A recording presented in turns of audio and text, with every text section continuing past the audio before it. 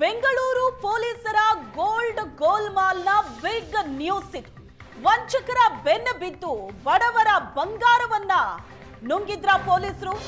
ಬೆಂಗಳೂರಿನಲ್ಲಿ police ಠಾಣೆಗಳೇ dealing ಅಡ್ಡೆಗಳ.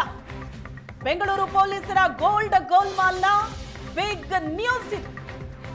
ವಂಚಕರ ಬೆನ್ನ ಬಿದ್ದು ಬಡವರ ಬಂಗಾರವನ್ನ ಪೊಲೀಸರೇ ನುಂಗು ಹಾಕಿದ್ರ. ಪೊಲೀಸ್ ಠಾಣೆಗಳೇ ಡೀಲಿಂಗ್ ಅಡ್ಡೆಗಳಾಗ್ತಾ ಇದೆಯಾ? ಪೊಲೀಸ್ ಠಾಣೆಯಲ್ಲಿ ತನಿಖೆ ನಡೆಯಲ್ಲ, ಸೆಟಲ್ಮೆಂಟ್ ದಂಧೆ ನಡೆಯುತ್ತೆ. ಪೊಲೀಸ್ ಠಾಣೆಯಲ್ಲಿ ಗೋಲ್ಡ್ ಡೀಲಿಂಗ್ ನ ಎಕ್ಸ್ಕ್ಲೂಸಿವ್ ಆದಂತ ವಿಡಿಯೋ. HSR ಸೆನ್ ಠಾಣೆ ಪೊಲೀಸರಿಂದ ಖುಲ್ಲಂ ಖುಲ್ಲಾ ಗೋಲ್ಡ್ ಗೋಲ್ಮಾಲ್ ನಡೆದಿರೋದು. ಏನಾಗ್ತಾ ಇದೆ ಪೊಲೀಸ್ ಠಾಣೆಯಲ್ಲಿ?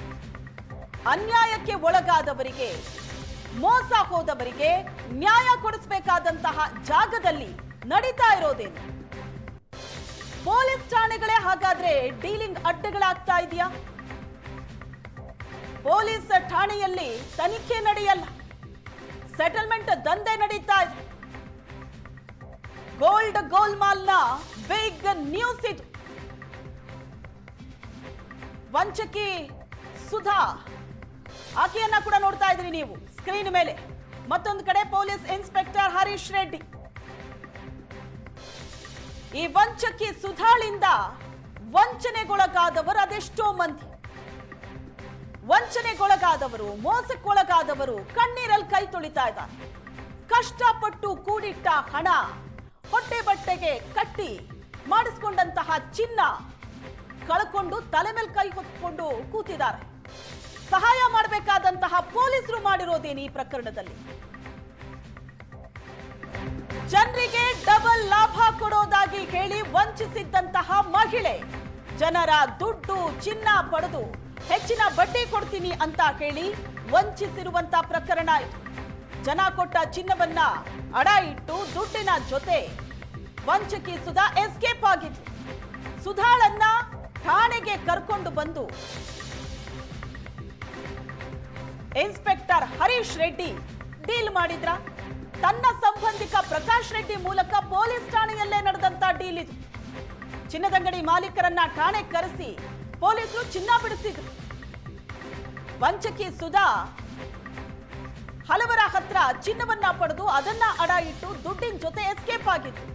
ಎಸ್ಕೇಪ್ ಆದಂತಹ ಈ ಸುಧಾಳನ್ನ ಠಾಣೆಗೆ ಕರ್ಕೊಂಡು ಬರ್ತಾರೆ ಪೊಲೀಸರು. ಅದಾದ ನಂತರ ಇನ್ಸ್ಪೆಕ್ಟರ್ ಹರೀಶ್ ರೆಡ್ಡಿ ಮಾಡಿದ್ದೇನು? ಯಾರ್ಯಾರು ಮೋಸಕ್ಕೊಳಗಾಗಿದ್ದಾರೋ, ಚಿನ್ನ ಕಳ್ಕೊಂಡಿದ್ದಾರೋ ಅವರನ್ನ ಕರೆಸಿ ಚಿನ್ನ ಕೊಡಿಸಿಲ್ಲ.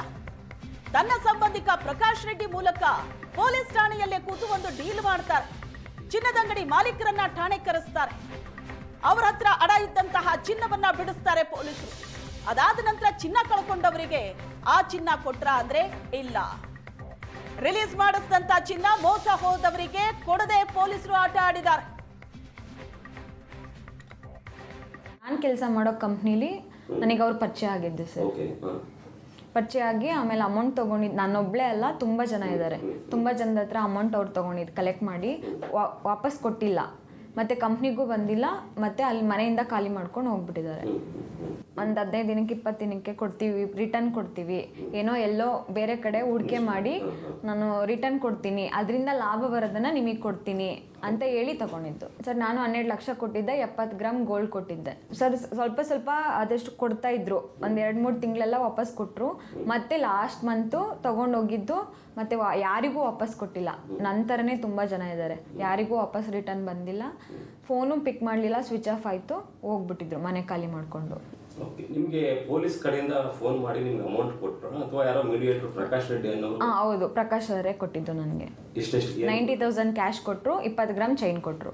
ನನಗೆ ಸ್ಟೇಷನ್ ಕಡೆಯಿಂದ ಯಾವುದು ಬಂದಿಲ್ಲ. ನಾನು ಕೆಲಸ ಮಾಡೋ ಕಂಪ್ನಿಲಿ ನನಗೆ ಅವ್ರು ಪರಿಚಯ ಆಗಿದ್ದು ಸರ್. ಪರಿಚಯ ಆಗಿ ಆಮೇಲೆ ಅಮೌಂಟ್ ತೊಗೊಂಡಿದ್ದು ನಾನೊಬ್ಬಳೇ ಅಲ್ಲ, ತುಂಬ ಜನ ಇದ್ದಾರೆ. ತುಂಬ ಜನದ ಹತ್ರ ಅಮೌಂಟ್ ಅವ್ರು ತೊಗೊಂಡಿದ್ದು ಕಲೆಕ್ಟ್ ಮಾಡಿ ವಾಪಸ್ ಕೊಟ್ಟಿಲ್ಲ, ಮತ್ತು ಕಂಪ್ನಿಗೂ ಬಂದಿಲ್ಲ, ಮತ್ತು ಅಲ್ಲಿ ಮನೆಯಿಂದ ಖಾಲಿ ಮಾಡ್ಕೊಂಡು ಹೋಗ್ಬಿಟ್ಟಿದ್ದಾರೆ. ಏಷ್ಯಾನೆಟ್ ಸುವರ್ಣ ನ್ಯೂಸ್ನ ಈ ವರದಿ ಸಂಚಲನವನ್ನೇ ಸೃಷ್ಟಿ ಮಾಡಿದೆ. ಪೊಲೀಸ್ ಗೋಲ್ಡ್ ಗೋಲ್ಮಾಲ್ ಪ್ರಕರಣದ ತನಿಖೆ ನಡೆಸೋದಕ್ಕೆ ಗೃಹ ಸಚಿವರು ಆದೇಶ ಕೊಟ್ಟಿದ್ದಾರೆ. ತನಿಖೆಗೆ ಆದೇಶಿಸಿ ಗೃಹ ಸಚಿವ ಪರಮೇಶ್ವರ್ ಅವರು ಆದೇಶ ಕೊಟ್ಟಿದ್ದಾರೆ. ಈ ಪ್ರಕರಣದ ಬಗ್ಗೆ ನಾನು ಪೊಲೀಸ್ ಆಯುಕ್ತರ ಬಳಿ ಮಾತಾಡಿದ್ದೀನಿ. ತನಿಖೆ ಮಾಡುವಂತೆ ಪೊಲೀಸ್ ಆಯುಕ್ತರಿಗೆ ಹೇಳಿದ್ದೀನಿ ಅಂತ ಏಷ್ಯಾನೆಟ್ ಸುವರ್ಣ ನ್ಯೂಸ್ ವರದಿಗೆ ಗೃಹ ಸಚಿವ ಪರಮೇಶ್ವರ್ ಪ್ರತಿಕ್ರಿಯೆ ಕೊಟ್ಟಿದ್ದಾರೆ. ಇಲಾಖೆಯಲ್ಲಿ ಇಂಥ ಘಟನೆ ಆದಾಗ ಭಾಗಿಯಾದವರ ಮೇಲೆ ಕ್ರಮ ಆಗಬೇಕು. ಮೇಲ್ನೋಟಕ್ಕೆ ಕಂಡು ಬಂದ್ರೆ ತಕ್ಷಣ ಅಮಾನತು ಮಾಡಿ ತನಿಖೆ ಮಾಡುತ್ತಾರೆ. ತನಿಖೆಯಲ್ಲಿ ಪೊಲೀಸರ ಬಗ್ಗೆ ತಿಳಿದು ಬಂದ್ರೆ, ಅವರ ಇನ್ವಾಲ್ವ್ಮೆಂಟ್ ಇದೆ ಅನ್ನೋದು ತಿಳಿದು ಬಂದ್ರೆ ಕ್ರಮಕ್ಕೆ ಕಮಿಟಿ ಇದೆ ಅಂತ ಗೃಹ ಸಚಿವರು ಹೇಳಿಕೆ ಕೊಟ್ಟಿದ್ದಾರೆ. ಏಷ್ಯಾನೆಟ್ ಸುವರ್ಣ ನ್ಯೂಸ್ನ ವರದಿಗೆ ಗೃಹ ಸಚಿವರು ಪ್ರತಿಕ್ರಿಯೆ ಕೊಟ್ಟಿರೋದು. ತನಿಖೆಗೆ ಆದೇಶ ನೀಡಿದ್ದಾರೆ ಈ ಪ್ರಕರಣದ ಬಗ್ಗೆ. ಡಿಪಾರ್ಟ್ಮೆಂಟಲ್ಲಿ ಇಂಥ ಘಟನೆಗಳಾದಾಗ ತತ್ಕ್ಷಣ ಅವರಿಗೆ ಕ್ರಮ ತಗೊಳ್ತಾರೆ. ಅದೇನಾದರೂ ಮೇಲ್ನೋಟಕ್ಕೆ ಕಂಡು ಬಂದರೆ ಇಮಿಡಿಯೇಟಾಗಿ ಸಸ್ಪೆಂಡ್ ಮಾಡಿ ಆಮೇಲೆ ಡಿಪಾರ್ಟ್ಮೆಂಟಲ್ಲಿ ಎನ್ಕ್ವೈರಿ ಆಗುತ್ತೆ. ಪ್ರೂವ್ ಆದಾಗ ಅದಕ್ಕೇನು ಕ್ರಮ ತಗೊಳ್ಬೇಕು ನಮ್ಮಲ್ಲಿ ಆ ಕಮಿಟಿ ಇದೆ, ಅವರು ರೆಕಮೆಂಡ್ ಮಾಡ್ತಾರೆ. ಇಂಥ ಪನಿಷ್ಮೆಂಟ್ ಕೊಡಬೇಕು, ಇನ್ನು ಇನ್ಕ್ರಿಮೆಂಟ್ ನಿಲ್ಲಿಸಬೇಕು ಅಥವಾ ಅವರಿಗೆ ಡಿಸ್ಮಿಸ್ ಮಾಡಬೇಕು, ಡಿಪೆಂಡಿಂಗ್ ಆನ್ ದಿ ಕೇಸಸ್ ಅದು ಮಾಡ್ತಾರೆ. ಈ ಪ್ರಕರಣದಲ್ಲಿಯೂ ಕೂಡ ನಾನು ಕಮಿಷನರ್ ಅವ್ರಿಗೆ ಹೇಳಿದ್ದೇನೆ ಈಗಾಗಲೇ, ತತ್ಕ್ಷಣ ಅವರಿಗೆ ಎನ್ಕ್ವೈರಿ ಮಾಡಿ ಏನು ವಸ್ತುಸ್ಥಿತಿ ಏನಿದೆ ಅದನ್ನು ತಿಳಿಸ್ಬೇಕು, ಒಂದು ರಿಪೋರ್ಟ್ ಕೊಡಿ ಅಂತ ಕೇಳಿದ್ದೇನೆ. ಪದೇ ಪದೇ ಏನಿಲ್ಲ, ಇಲ್ಲೊಂದು ಕೇಸ್ ನಡೆಯುತ್ತೆ, ನಡೆದಾಗ ನಾವು ಕ್ರಮ ತಗೊಳ್ತೀವಲ್ಲ. ನಾನು ಪ್ರತಿ ಬಾರಿನೂ ಕೂಡ ನಾನು ನಮ್ಮ ಪೊಲೀಸ್ ಕಾನ್ಫರೆನ್ಸ್ಗಳಲ್ಲಿ ನಾನು ಹಿರಿಯ ಅಧಿಕಾರಿಗಳಿಗೆ ನಾನು ಅಡ್ರೆಸ್ ಮಾಡುವಾಗ, ಮೀಟಿಂಗ್ ಮಾಡುವಾಗ ನಾವು ರಿಯಲ್ ಎಸ್ಟೇಟ್ನಲ್ಲಿ ನೀವು ಯಾರೂ ಇನ್ವಾಲ್ವ್ ಆಗಕೂಡ್ದು ಅಂತ ಎಲ್ಲ ಹೇಳ್ತಾ ಇರ್ತೀವಿ.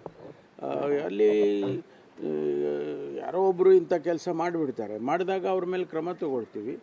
ಅದು ಮುಂದೆ ಬೇರೆಯವರಿಗೆ ಮಾಡದೇ ಇರೋ ರೀತಿಯಲ್ಲಿ ಆಗುತ್ತೆ ಅಲ್ಲ. ಡಿಪಾರ್ಟ್ಮೆಂಟಲ್ಲಿ ಈ ಬಗ್ಗೆ ಹೆಚ್ಚಿನ ಡೀಟೇಲ್ಸ್ ಅನ್ನ ಕೊಡ್ತಾರೆ ಕವರ್ ಸ್ಟೋರಿ ಮುಖ್ಯಸ್ಥರಾದಂತಹ ರವಿಕುಮಾರ್ ಸಂಪರ್ಕದಲ್ಲಿದ್ದಾರೆ ನ್ಯೂಸ್ ಡೆಸ್ಕ್ ಇಂದ. ರವಿ, ಪೊಲೀಸ್ ಸ್ಟೇಷನ್ ನಲ್ಲಿ ಆಗಿರುವಂತಹ ಡೀಲ್ ಇದು ಏನಿದು ಕತೆ ಅಂತ ನ್ಯಾಯ ಕೊಡಿಸಬೇಕಾದಂತಹ ಪೊಲೀಸರೇ ಈ ರೀತಿ ದಾರಿ ಹಿಡಿದು ಬಿಟ್ರೆ ಇನ್ ನ್ಯಾಯ ಕೇಳಿಕೊಂಡು ಪೊಲೀಸ್ ಠಾಣೆ ಮೆಟ್ಲಾದ್ರೂ ಹೇಗೆ ಹತ್ತುತ್ತಾರೆ ಜನ ಅಂತ. ಈಗ ಸರ್ಕಾರ ಇದ್ರ ಬಗ್ಗೆ ತನಿಖೆಗೇನೋ ಆದೇಶ ಕೊಟ್ಟಿದೆ, ಬಟ್ ಈ ಇಡೀ ಪ್ರಕರಣದ ಬಗ್ಗೆ ಒಂದು ಸಲ ಕೇಳೋದಾದ್ರೆ ವಿವರಿಸಿ. ಬೊಮ್ಮನಹಳ್ಳಿ ಮತ್ತು ಒಂಗಸಂದ್ರ ಹತ್ರ ಇರುವಂತಹ ಒಂದಷ್ಟು ಗಾರ್ಮೆಂಟ್ಗಳಲ್ಲಿ ಕೆಲಸ ಮಾಡ್ತಿರೋ ಮಹಿಳೆಯರಿಗೆ ಸುಧಾ ಅನ್ನುವಂತಹ ವ್ಯಕ್ತಿ ಪರಿಚಯ ಆಗ್ತಾಳೆ. ಆಕೆ ಮೊದಲು 1 ಲಕ್ಷ ರೂಪಾಯಿ ಇಸ್ಕೊಂಡು ಅದಕ್ಕೆ 20% ಬಡ್ಡಿ ಕೊಡ್ತೀನಿ ಅಂತೇಳಿ ಆರಂಭದ ಆಟ ಅವಳದು, ಅಂದರೆ 20% ಎಕ್ಸ್ಟ್ರಾ ಬಡ್ಡಿ ಕೊಡ್ತಾಳೆ. ಅದು ಸಾಕಷ್ಟು ಜನರಿಗೂ ಕೂಡ ಸ್ಪ್ರೆಡ್ ಆಗುತ್ತೆ. ಅಂದರೆ ದುಡ್ಡು ನಮ್ಮದು ಬೆಳೀತಾ ಇದೆ ಅನ್ನುವಂತಹ ನಿಟ್ಟಿನಲ್ಲಿ ಹೆಚ್ಚು ಕಡಿಮೆ ಸುಮಾರು 70 ರಿಂದ 90 ಜನ ಗಾರ್ಮೆಂಟ್ ಮಹಿಳೆಯರು ಈಕೆ ಹತ್ರ 1.5 ಕೋಟಿಯಿಂದ 2 ಕೋಟಿ ರೂಪಾಯಿ ಇರ್ತಾರೆ. ಎಲ್ಲರ ಹತ್ರನೂ ಕೂಡ 5 ಲಕ್ಷ, 6 ಲಕ್ಷ, 3 ಲಕ್ಷ, 12 ಲಕ್ಷ ಈ ರೀತಿಯಂತಹ ಹಣವನ್ನು ಇಡ್ತಾರೆ. ಅದರ ಜೊತೆಗೆ ಬಂಗಾರವನ್ನು, ಮನೆಯಲ್ಲಿದ್ದಂತಹ ಬಂಗಾರವನ್ನು ಕೂಡ ಈಕೆಗೆ ತಂದು ಕೊಡ್ತಾರೆ. ಅಂದರೆ ಮನೆಯಲ್ಲಿ ಬಂಗಾರ ಇಟ್ಕೊಂಡು ಏನು ಮಾಡ್ತಾರೆ, ಆ ಬಂಗಾರ ಕೂಡ ಬೆಳೆಯುತ್ತೆ ಅನ್ನುವಂತಹ ಆರಂಭಿಕ ನಂಬಿಕೆಯನ್ನು ಈಕೆ ಗಳಿಸಿರ್ತಾಳೆ. ಆ ನಂಬಿಕೆಯ ಆಧಾರದ ಮೇಲೆ ಅಲ್ಲಿರುವಂತಹ ಗಾರ್ಮೆಂಟ್ಸ್ ಮಹಿಳೆಯರು ಈಕೆಗೆ ಬಂಗಾರವನ್ನು ಕೂಡ ಕೊಡ್ತಾರೆ, ಜೊತೆಗೆ ಕ್ಯಾಶನ್ನು ಕೂಡ ಕೊಡ್ತಾರೆ. ಆದರೆ ಏಕಾಏಕಿ ಈಕೆ ಪರಾರಿಯಾದಂತಹ ಸಂದರ್ಭದಲ್ಲಿ ಪೊಲೀಸರ ವೇಷದಲ್ಲಿರುವಂತಹ ಒಬ್ಬ ವ್ಯಕ್ತಿ ಬಂದು, ಅಂದರೆ ಪೊಲೀಸರ ವೇಷ ಅಂದರೆ ಪೊಲೀಸರ ಜೊತೆ ನಿರಂತರ ಸಂಪರ್ಕದಲ್ಲಿರುವಂತಹ ಪ್ರಕಾಶ್ ರೆಡ್ಡಿ ಅನ್ನುವಂತಹ ವ್ಯಕ್ತಿ ಬಂದು, ನಮ್ಮ ಮಾವ ಹರೀಶ್ ರೆಡ್ಡಿ ಅನ್ನೋರು HSR ಸೆನ್ ಪೊಲೀಸ್ ಠಾಣೆಯಲ್ಲಿ ಇನ್ಸ್ಪೆಕ್ಟರ್ ಆಗಿದ್ದಾರೆ, ಅವರು ನಿಮಗೆ ನ್ಯಾಯ ಕೊಡಿಸ್ತಾರೆ ಬನ್ನಿ ಅಂತೇಳಿ ಒಂದೇ ಒಂದು ಕಂಪ್ಲೇಂಟನ್ನು ದಾಖಲು ಮಾಡ್ಕೊತಾರೆ. ಆ ಕಂಪ್ಲೇಂಟ್ ಆಧಾರದ ಮೇಲೆ ಸುಧಾ ಮತ್ತು ಆಕೆಯ ಗಂಡ ಸಿದ್ದರಾಮನ್ನು ಕೂಡ ಪೊಲೀಸ್ ಠಾಣೆಗೆ ಕರ್ಕೊಂಬರ್ತಾರೆ. ಕರ್ಕೊಂಬಂದು ಅಂಡರ್ IPC ಆಗಿದ್ದ ಸಂದರ್ಭದಲ್ಲಿ 411 ಅಡಿಯಲ್ಲಿ ಆಕೆ ಅಡವಿಟ್ಟಂತಹ ಜ್ಯುವೆಲರಿ ಶಾಪ್ನ ಅಷ್ಟೂ ಮಾಲೀಕರನ್ನು ಕೂಡ ಪೊಲೀಸ್ ಠಾಣೆಗೆ ಕರ್ಸ್ಕೊತಾರೆ. PM ಜ್ಯುವೆಲರ್ಸ್ ಇರ್ಬೋದು, ಮತ್ತು ಮಹಾಲಕ್ಷ್ಮಿ ಬ್ಯಾಂಕರ್ಸ್ ಇರ್ಬೋದು, ಮತ್ತು ಪೂಜಾ ಜ್ಯುವೆಲರ್ಸ್ ಇರ್ಬೋದು, ಈ ರೀತಿ ದುರ್ಗಾಶ್ರೀ ಜ್ಯುವೆಲರ್ಸ್ ಇವರೆಲ್ಲರನ್ನೂ ಕೂಡ ಪೊಲೀಸ್ ಠಾಣೆಗೆ ಕರ್ಕೊಂಬಂದು ಆಕೆಯ ಮುಂದೆ ಎಲ್ಲ ಗೋಲ್ಡನ್ನು ಕೂಡ ಬಿಡಿಸ್ಕೊತಾರೆ. ಆದರೆ ಕಂಪ್ಲೇಂಟ್ಗೆ ಕೊಡೋದು ಬರೀ 20 ಗ್ರಾಮ್ ಮಾತ್ರ. ಉಳಿದ ಗೋಲ್ಡ್ ಏನಿದೆ ಅಂದರೆ ಹೆಚ್ಚು ಕಡಿಮೆ 900 ರಿಂದ 1000 ಗ್ರಾಮ್, ಅಂದರೆ 1 kgಗೂ ಅಧಿಕ ಚಿನ್ನ ರಿಲೀಸ್ ಆಗಿದೆ ಅನ್ನುವಂತಹ ಮಾಹಿತಿ ಇದೆ. ಆ ರಿಲೀಸ್ ಆದಂತಹ ಮಾಹಿತಿಯ ಸ್ಪಷ್ಟ ವಿಡಿಯೋ ಕೂಡ HSR ಸೆನ್ ಪೊಲೀಸ್ ಠಾಣೆಯಲ್ಲಿ ದಾಖಲಾಗುತ್ತೆ. ಅದರ ಸಂಪೂರ್ಣ ವಿವರಣೆಯನ್ನು ಕೂಡ ಏಷ್ಯಾನೆಟ್ನ ಸುವರ್ಣ ನ್ಯೂಸಲ್ಲಿ ಈಗ ಪ್ರಸಾರ ಆಗ್ತಿರುವಂಥದ್ದು. ಇದಕ್ಕೆ ಸಂಬಂಧಪಟ್ಟಂತೆ ಈಗ ಆಲ್ರೆಡಿ ಸೀಮಂತ್ ಕುಮಾರ್ ಸಿಂಗ್ ಬೆಂಗಳೂರು ನಗರ ಪೊಲೀಸ್ ಆಯುಕ್ತರು ಕೂಡ ರಿಯಾಕ್ಷನ್ ಕೂಡ ಮಾಡಿದ್ದಾರೆ. ನಾವು ಇದ್ರ ಬಗ್ಗೆ ಒಂದು ಪ್ರತ್ಯೇಕವಂತಹ ತನಿಖೆಯನ್ನು ಕೂಡ ಮಾಡ್ತೀವಿ ಅಂತೇಳಿ, ಜೊತೆಗೆ ಹೋಮ್ ಮಿನಿಸ್ಟರ್ ಆದಂತಹ ಗೃಹ ಸಚಿವರು ಕೂಡ ತನಿಖೆ ಮಾಡ್ತೀವಿ ಅಂತ ಹೇಳ್ತಾರೆ. ಆದರೆ ಅವರ ಮಾತು ಕೇವಲ ಭರವಸೆ ಆಗುತ್ತೆ. ಅಂದರೆ ಇಂತಹ ಪ್ರಕರಣಗಳು ಬಂದಾಗ ಮಾತ್ರ ಹೋಮ್ ಮಿನಿಸ್ಟರ್ ಆಗಲಿ ಅಥವಾ ಬೇರೆ CM ಆಗಲಿ ರಿಯಾಕ್ಷನ್ ಮಾಡ್ತಾರೆ. ಆದರೆ ಈ ಪ್ರಕರಣಗಳು ಶಾಶ್ವತವಾಗಿ ಮುಚ್ಚಬೇಕು ಅಂದರೆ ಹೊರಗಡೆ ಬರಲೇಬಾರ್ದು ಅನ್ನೋ ನಿಟ್ಟಿನಲ್ಲಿ ಕ್ರಮ ಕೈಗೊಳ್ಳಬೇಕು. ಅಂದರೆ ಇಂತಹ ದಂಧೆಯಲ್ಲಿ ತೊಡಗಿರುವಂತಹ ಅಧಿಕಾರಿಗಳ ವಿರುದ್ಧ ದೊಡ್ಡ ಮಟ್ಟದ ಶಿಕ್ಷೆ ಕೂಡ ಆಗಬೇಕು. ಇದರಲ್ಲಿ ನನಗೆ ಗೊತ್ತಿರೋ ಪ್ರಕಾರ ಸುಮಾರು 90ರಿಂದ 100 ಜನ ಮೇಲ್ಪಟ್ಟು ಮೋಸ ಹೋಗಿದ್ದಾರೆ. ಸುಮಾರು 5ರಿಂದ 6 ಕೋಟಿ ವಂಚನೆ ಆಗಿರುವಂತಹ ಹಿನ್ನೆಲೆಯಲ್ಲಿ ಒಂದಷ್ಟು ಜನ ಪೊಲೀಸ್ ಅಧಿಕಾರಿಗಳು ಕೂಡ ಈ ಗೋಲ್ಡನ್ನು ಹಂಚಿಕೊಂಡಿದ್ದಾರೆ ಅನ್ನುವಂತಹ ಮಾಹಿತಿ ಈಗ ಬರ್ತಾ ಇರುವಂಥದ್ದು. ಜೊತೆಗೆ ಅದೇ ಪೊಲೀಸ್ ಠಾಣೆಯಲ್ಲಿ ಮತ್ತಷ್ಟು ಹಲವು ಪ್ರಕರಣಗಳಲ್ಲೂ ಕೂಡ KG ಗಟ್ಟಲೆ ಗೋಲ್ಡು ಮತ್ತು ಸಿಲ್ವರ್ ಕೂಡ ರಿಸೀವ್ ಆಗಿದೆ ಅನ್ನುವಂತಹ ಮಾಹಿತಿ ಕೂಡ ಬರ್ತಾ ಇರೋದು. ಇದೆಲ್ಲದರ ಸಂಪೂರ್ಣ ತನಿಖೆ ಆಗಬೇಕು ಅಂದರೆ ಇದಕ್ಕೊಂದು ಸಮಗ್ರವಂತಹ SIT ಕೂಡ ರಚನೆ ಮಾಡಬೇಕಾಗುತ್ತೆ. ಬಹುಶಃ SIT ರಚನೆ ಮಾಡಿ ಯಾರು ನೊಂದವರು ಇರ್ತಾರೋ ಎಲ್ರಿಗೂ ಕೂಡ ವಾಪಸ್ ಅವ್ರು ಕಳ್ಕೊಂಡಿರುವಂತಹ ಹಣ ಮತ್ತು ಗೋಲ್ಡ್ ಸಿಕ್ಕಿದ್ರೆ ನಮ್ಮ ಪ್ರಯತ್ನಕ್ಕೆ ಒಂದು ಸಹಕಾರ ಸಿಕ್ಕಂತಾಗುತ್ತೆ. ಜೊತೆಗೆ ಗೃಹ ಸಚಿವರು ಹೇಳಿದಂತೆ ಇಂತಹ ಪ್ರಕರಣಗಳು ಕೂಡ ಯಾವುದೇ ಕಾರಣಕ್ಕೂ ಮತ್ತೆ ಮರುಕಳಿಸೋದಿಲ್ಲ ಅನ್ನುವಂತಹ ನಂಬಿಕೆ ಈಗ ಬರ್ತಾ ಇದೆ. Shweta. Yes, thank you Ravi ನಿಮ್ಮೆಲ್ಲ ಡೀಟೇಲ್ಸ್ಗೆ.